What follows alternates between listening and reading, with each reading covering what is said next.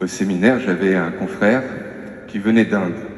Il était arrivé, tout fraîchement venu d'Inde, pendant qu'on était au séminaire, et il ne parlait aucun mot de français au début. Donc vous imaginez que ça lui a pris quelques mois, quelques années pour réussir à pouvoir nous partager tout ce qu'il avait à nous partager. Et forcément, peut-être qu'il avait déjà ce trait de caractère au départ, mais le fait de ne pas parler notre langue, il a été très vite réservé, timide.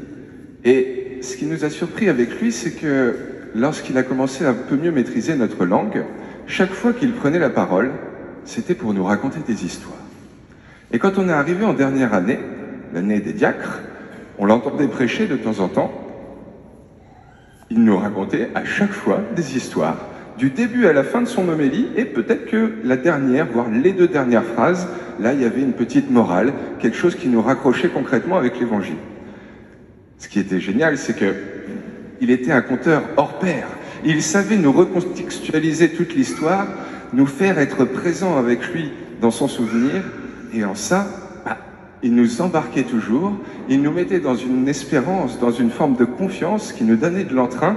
Et ce qui est le plus fou, c'est que plus de 2 ans après, je me souviens très bien d'au moins 3 de ces anecdotes qu'il nous a contées, et je suis sûr qu'il y en a au moins 2 qu'un jour vous m'entendrez redire ici en homélie, tellement par ces images, il m'a fait comprendre des choses grandes.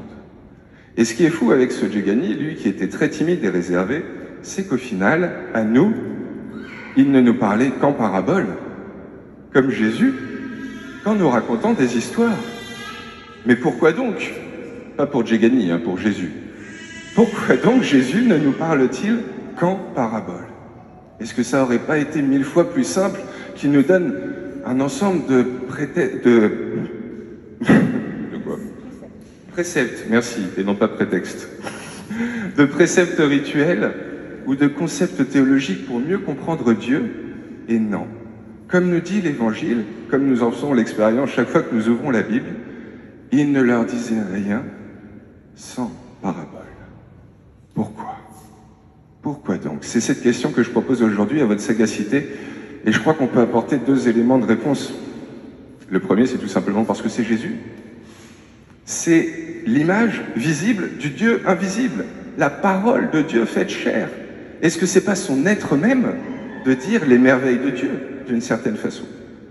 Et plus que ça, parce que, comme le dit un peu le dicton populaire, une image vaut 1000 mots. C'est pas les concepts et ceux qui parlent à notre raison qui fait avancer le monde. Non, c'est les rêves, les histoires, l'imagination. Et justement, peut-être commençons par là. Et je me souvenais de cette phrase d'Antoine Saint-Exupéry qui disait « Si un jour vous voulez construire un bateau, n'allez pas dire aux gens tout l'argent dont vous avez besoin, le bois, les bras, les cordages, tout ça. Non.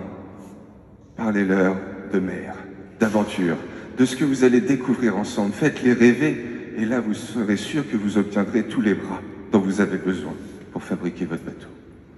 Faire rêver, raconter des histoires. N'est-ce pas exactement ce que fait la Bible, et particulièrement aujourd'hui, première lecture, Ézéchiel, où ce prophète, par sa bouche se fait la voix de Dieu, et on entend Dieu qui parle de nous comme d'une petite tige qui va servir à féconder le reste, à transmettre ce qu'il a de fruits pour le reste du monde. Puis ces 2 magnifiques images, à nouveau végétales, céréales, dans l'Évangile.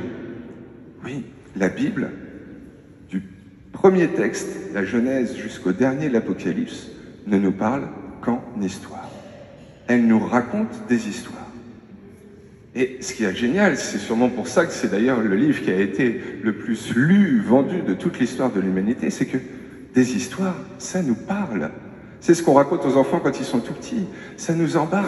Chacun, on l'entend à partir de ce qu'on est, notre vécu propre. Chacun, on y trouve une petite morale qui nous aide à avancer, à nous mettre au mouvement vers du toujours mieux.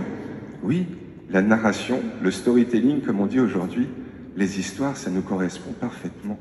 Et c'est ça qui nous fait avancer. Et Jésus, il avait tout compris. C'est pour ça qu'il disait tout en paraboles. Les paraboles, des fois, à Sainte-Thérèse, quand j'y vais, je me permets de demander aux enfants, qu'est-ce que c'est pour eux une parabole? Alors j'imagine que ceux qui sont là, ils doivent savoir ce que c'est les paraboles de Jésus.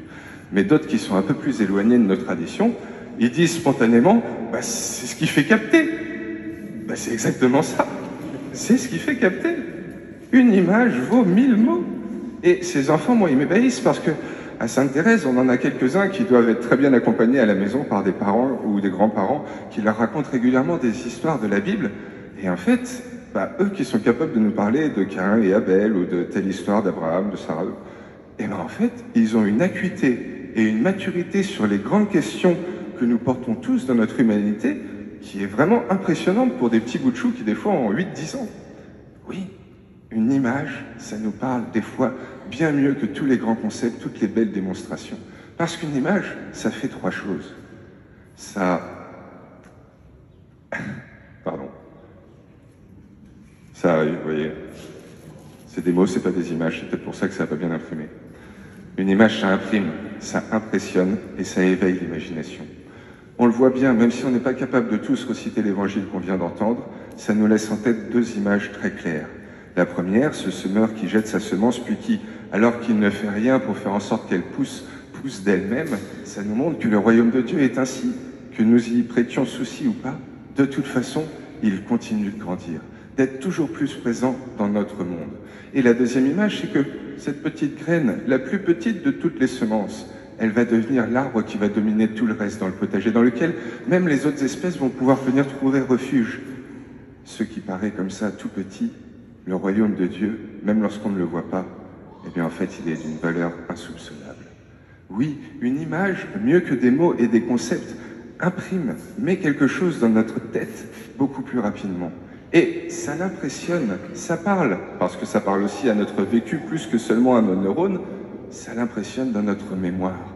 Et c'est pour ça que les paraboles de Jésus, elles sont si connues, même des gens qui ne partagent pas forcément notre foi.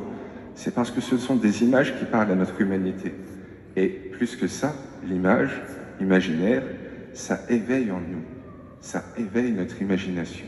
Ça éveille notre façon dont on le comprend et ça nous met en mouvement. Toujours mieux qu'une démonstration mathématique, tel concept ou tel autre. Oui, j'en suis convaincu, si Jésus parle autant par parabole, c'est parce que ça nous correspond. Est-ce que vous avez remarqué à quel point nous, les êtres humains, on est des êtres d'histoire et d'image? Encore plus avec la langue française. On ne parle quasiment que par image.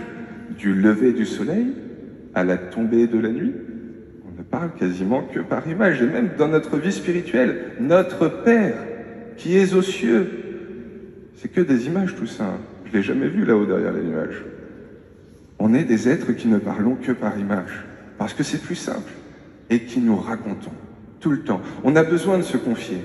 C'est notre nature, et que ce soit pour dire les choses qu'on a vécues, ce qu'on est en train de vivre en ce moment, ou raconter ce qu'on imagine qui va nous tomber dessus, on a besoin de se raconter. Ah, il y en a qui sont d'accord, on dirait. Et donc pour le coup, si on se raconte, et on se raconte majoritairement par des images, je comprends pourquoi la Bible, elle nous parle tellement, et elle a nourri tant de monde à travers toute cette histoire, bien mieux qu'une liste de préceptes religieux ou de traités de théologie.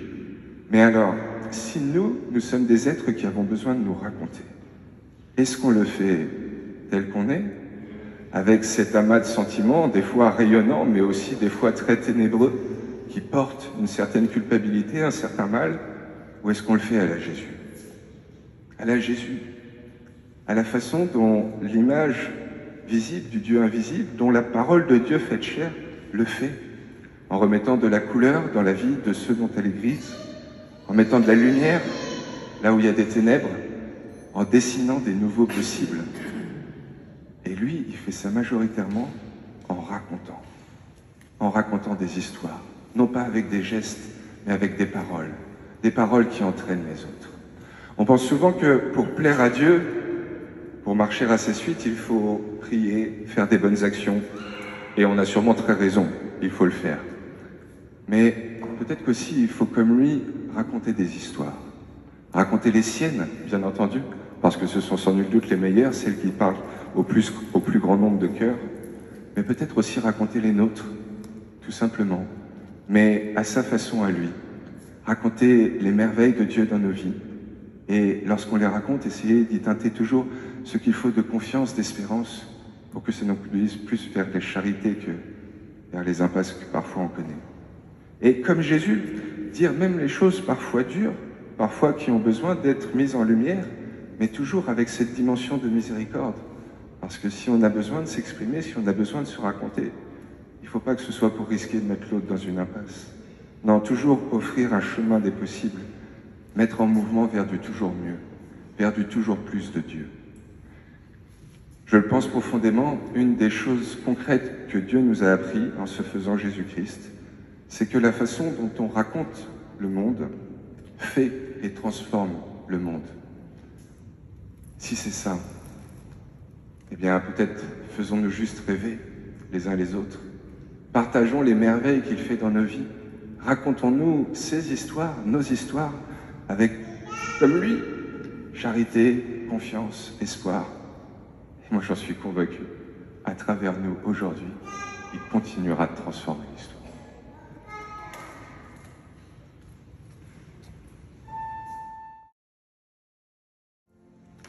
Le Seigneur soit avec vous. Évangile de Jésus-Christ selon saint Marc.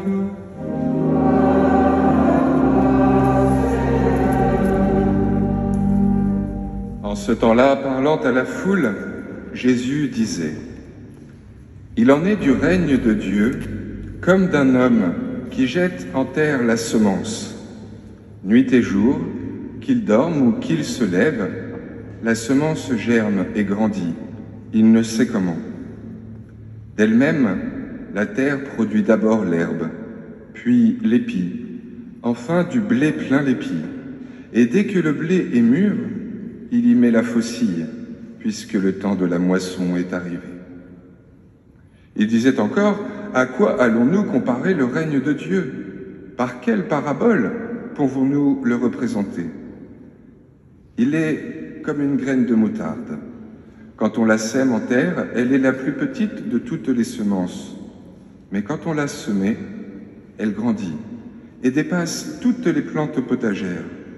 Et elle étend de longues branches, si bien que les oiseaux du ciel peuvent faire leur nid à son ombre. »